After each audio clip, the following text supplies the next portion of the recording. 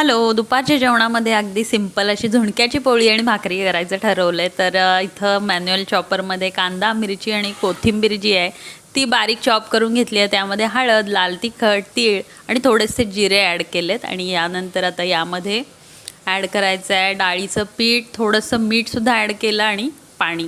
आणि पुन्हा एकदा हे सगळं छान फिरवून घेते. या ठिकाणी बेसन पोळीचं म्हणजे झुणक्याच्या पोळीचं बॅटर जे आहे ते बनवून रेडी झालेलं आहे. पण त्याआधी मी आता भाकरी करून घेते. तर या ठिकाणी ज्वारीची भाकरी मी बनवणार आहे आणि ज्वारी आणि तांदूळ मिक्स करूनच मी हे पीठ जे आहे ते दळून आणते. आणि या ठिकाणी झटपट अशी बोलता बोलता तुमच्याशी माझी भाकरीसुद्धा बनवून झालेली आहे. तर आता त्याच गरम तव्यामध्ये इथं झुणक्याची पोळीसुद्धा बनवून घेते. तेल टाकलं आहे थोडंफार आणि त्यामध्ये अशी ही पातळ पोळी आणि गरमागरम भाकरी.